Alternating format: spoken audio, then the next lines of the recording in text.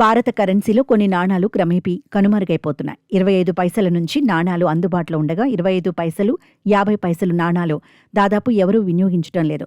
ఇక రూపాయి నాణాలు కూడా అడపాదడప తప్ప పెద్దగా వినియోగించడం లేదు.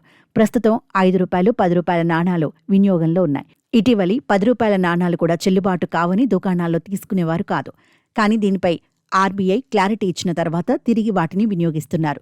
ఈ క్రమంలో 50 పైసల నాణంతో సహా వివిధ విలువలు కలిగిన నాణాలు, నోట్లు చెలామణిలో ఉన్నాయని రిజర్వ్ బ్యాంక్ ఆఫ్ ఇండియా స్పష్టం చేసింది. నకిలీ నోట్ల గుర్తింపు, కరెన్సీకి సంబంధించిన అపోహల గురించి ప్రజలకు ఆర్బీఐ ఎప్పటికప్పుడు అవగాహన కల్పిస్తూ ఉంటుంది. తాజాగా నాణాలపై ప్రజల్లో నెలకొన్న అనుమానాలను నివృత్తి చేసే ప్రయత్నం చేసింది. ఇందులో భాగంగా వాట్సాప్ ద్వారా వ్యక్తిగత సందేశాలు పంపుతోంది. నాణాలపై అవగాహన కల్పిస్తూ ఒక వీడియోను రూపొందించింది. ఆర్బీఐ వీడియో ప్రకారం ఒక కొనుగోలుదారు 10 రూపాయల నాణం తీసుకువస్తే దుకాణదారు అది చెల్లదని చెబుతాడు. అయితే ఆ నాణాలు చెల్లుబాటు అవుతాయని కొనుగోలుదారుడు దుకాణదారుకు సమాధానమిస్తాడు.